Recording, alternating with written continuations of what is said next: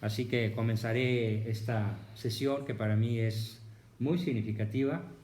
Regreso a Querétaro más de 65 años después de haber huido de esta ciudad, de un antro muy desagradable, lleno de curas pederastas y de acoso, de tortura, de bullying, de maldad, y por fortuna la formación que yo tenía intelectual en la fe católica me hizo ningún daño esa terrible aventura. Y ahora en vida profesional, desde hace 55 años, una niñez extremadamente dolorosa en esta ciudad, me sirve muchísimo para entender y tratar a mis pacientes. Dios escribe derecho con renglones torcidos.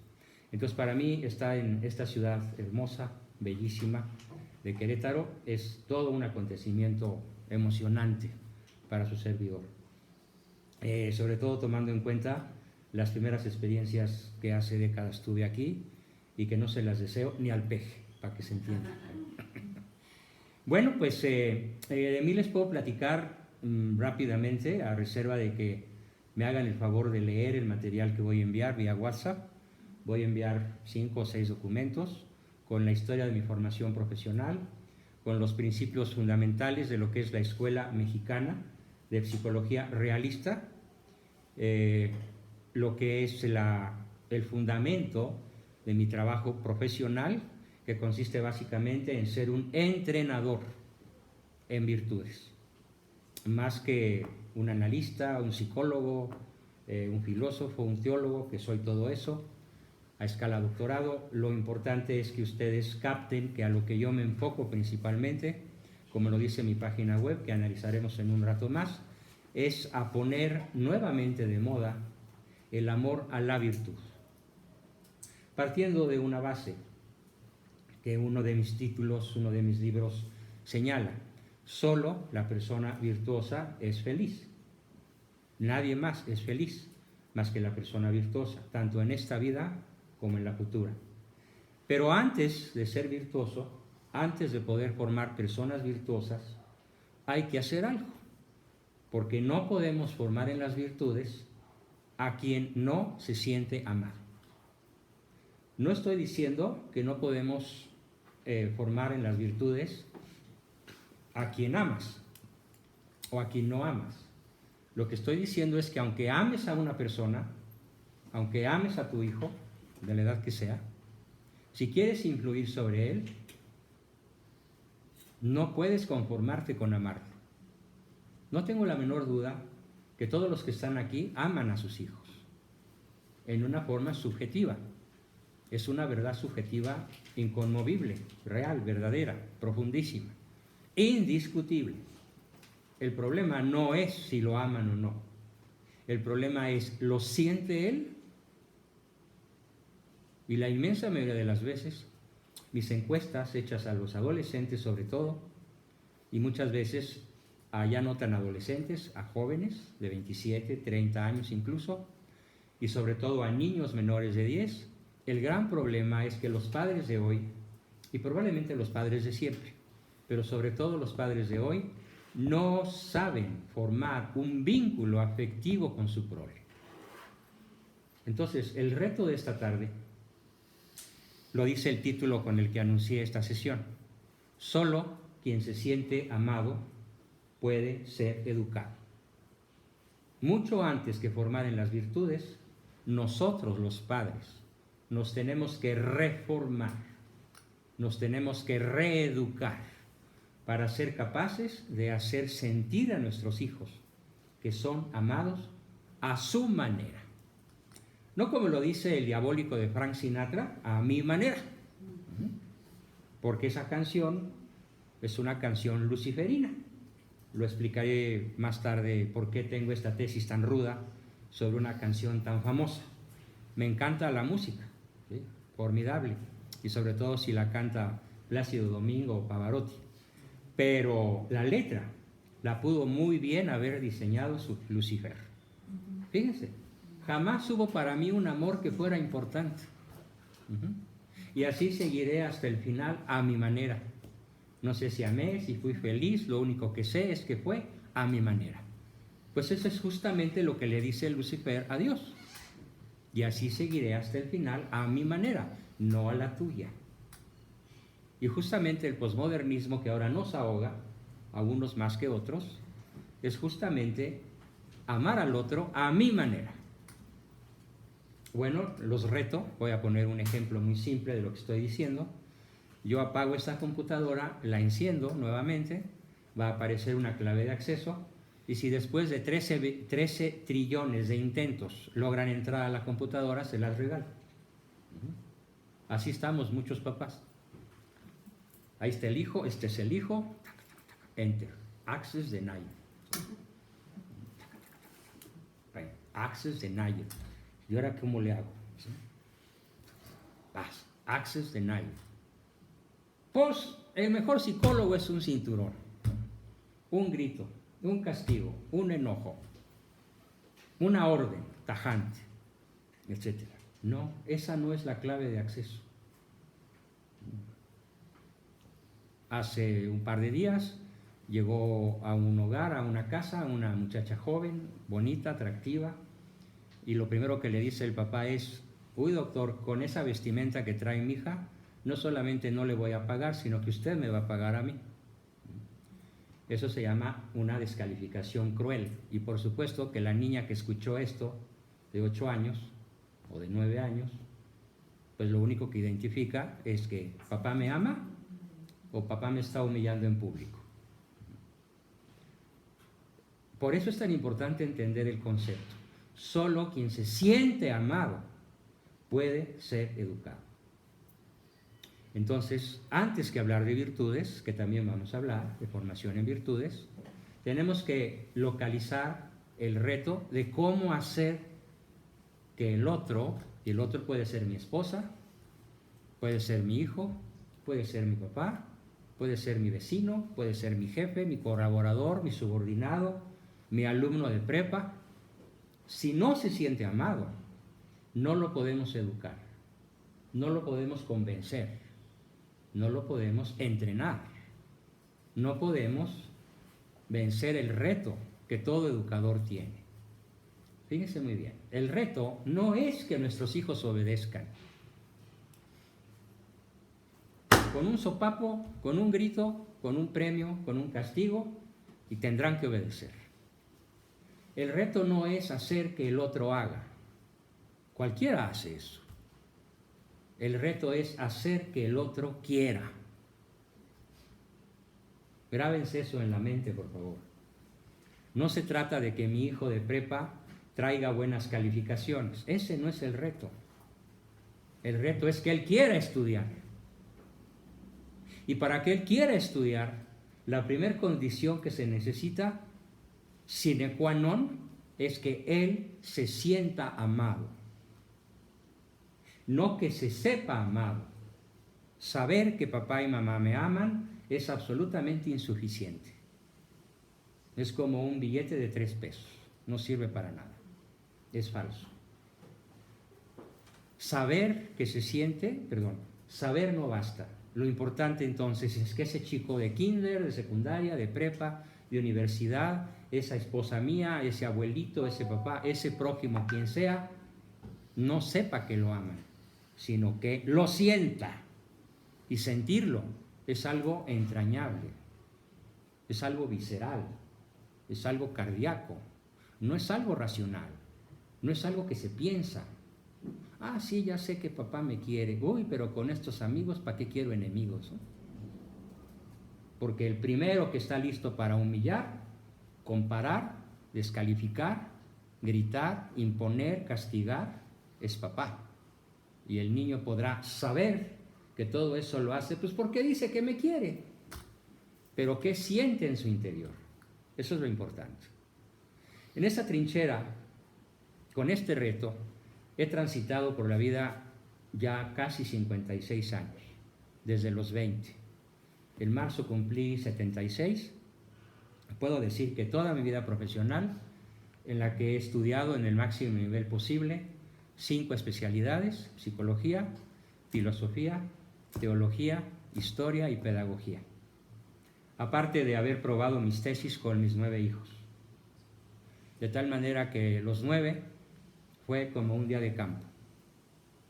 Divertidísimo. Tener 9 podría tener 18 y el grado de dificultad sería menor. Porque el que puede con 9 puede con 15 o con 20. ¿Por qué no se tuvieron más? Pues porque Diosito dijo que hasta ahí llegáramos, ¿no? La fábrica se cerró solita. Entonces, con mis 9 hijos y con mis miles de pacientes y con mis miles de alumnos a los cuales esta tarde les doy la bienvenida y espero que todos se incorporen a mis filas en alguno de los 3 niveles factibles. Yo propongo siempre a mis grupos 3 niveles. El nivel 1 es el de un paciente, una persona que le duele algo en el alma, algo por resolver del mundo de las neurosis y aún de la psicosis. El nivel 2 es la persona que ya pasó esa etapa, que ya se siente mejor y que quiere desarrollarse en cualquiera de las 5 especialidades que acabo de mencionar, simplemente para ser mejor persona. Mejor papá, mejor ciudadano, mejor cristiano, mejor hermano, mejor cónyuge, etc. Y esta es una carrera interminable. El concepto que yo manejo es, lo diré primero en inglés, luego en español, es The Learning Organization. Nosotros somos una organización, cada individuo es una organización.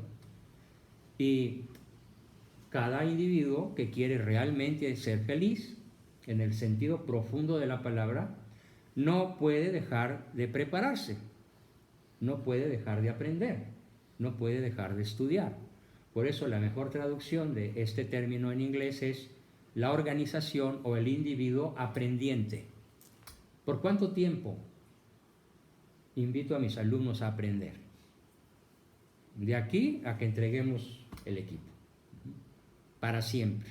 El modo de vida que yo enseño a mis discípulos de los 3 niveles, el nivel 3 es nivel profesional. El que quiera estudiar psicología formalmente conmigo, o filosofía o teología, lo puede hacer al más riguroso nivel universitario y muy por encima de cualquier nivel académico que cualquiera de ustedes conozca.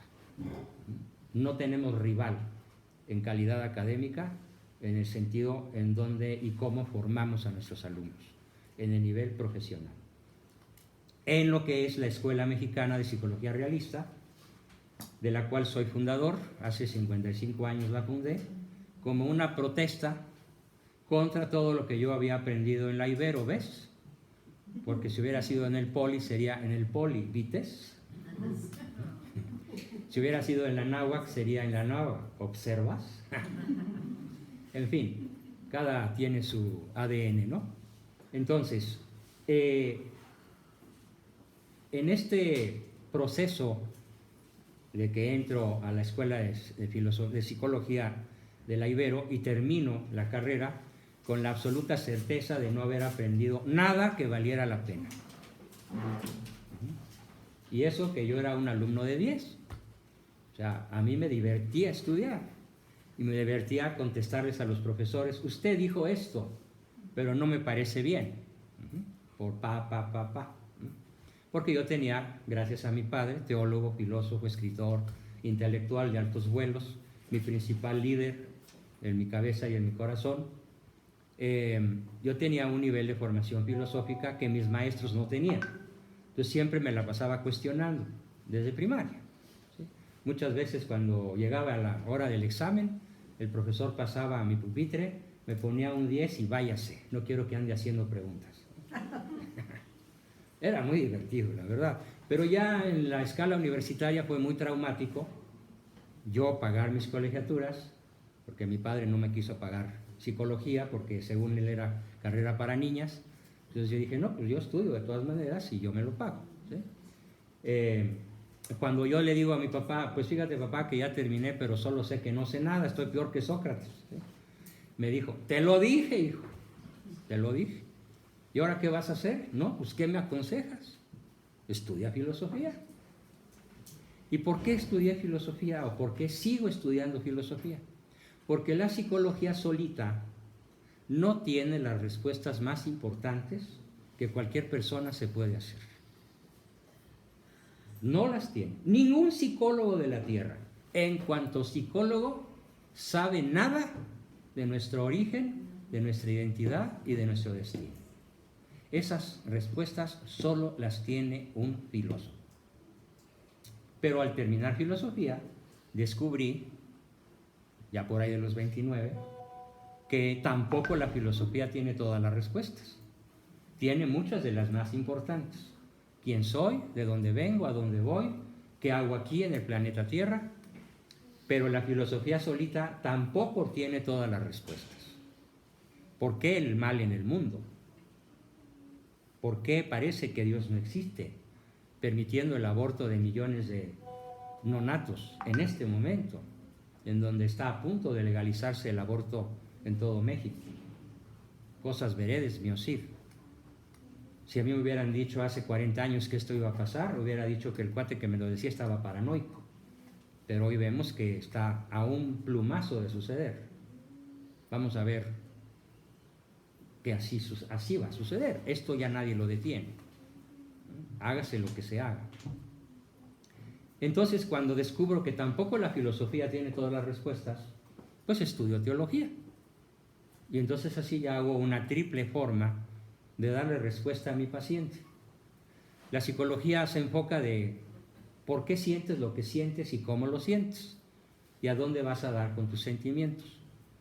Y la filosofía contesta qué hacer con tu vida. Y la teología contesta y qué hacer con el mal, con el pecado. ¿Qué hacer con la tristeza, con la depresión, con la ira, con la envidia?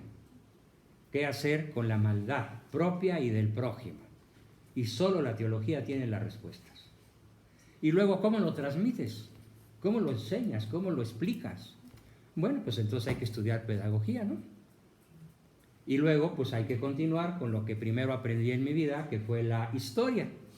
Pero yo aprendí la otra historia, no la oficial. Para que se entienda qué cosa es la otra historia, la verdadera historia de México, les haré solo 3 preguntas. Al que me conteste bien, le obsequio un libro virtual de 300 pesos. ¿Va? ¿La primera? ¿Cuál es el presidente mexicano que más periodos, que más indígenas asesinó por orden presidencial?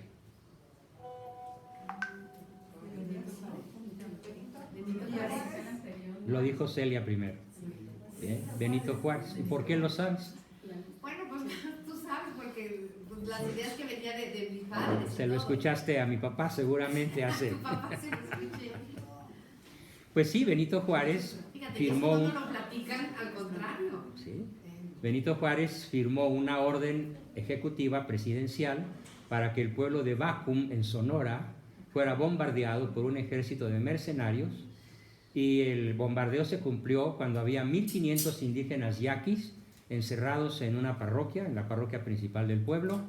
Todos murieron incendiados, calcinados, masacrados a cañonazos del ejército dirigido por un general mexicano, con soldados extranjeros incluso, y lo que hizo Juárez al terminar la matanza fue nada más: páguese a la tropa y repártanse las tierras quitadas a los yaquis.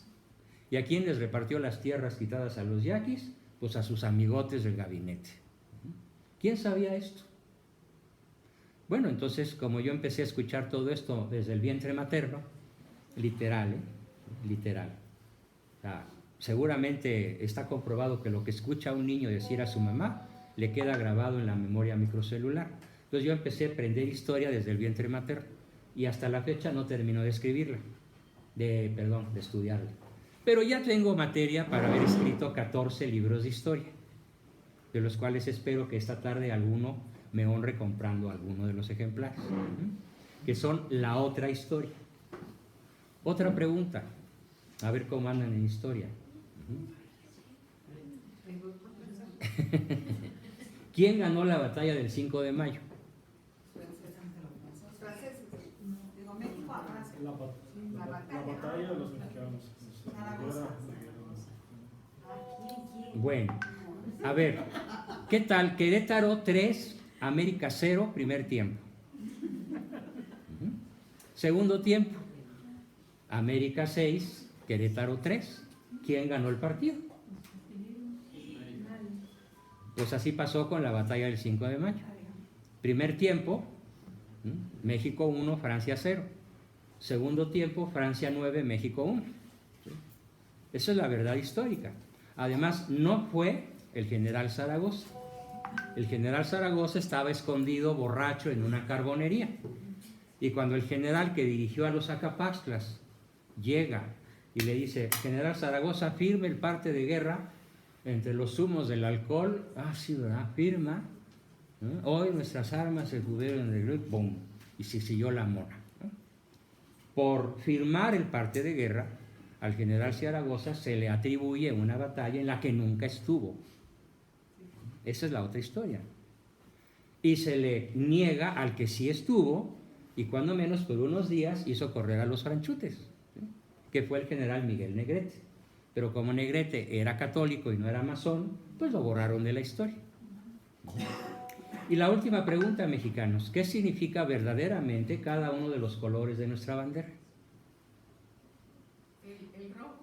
El blanco era de católicos. El rojo, la sangre derramada, ¿no? Tache.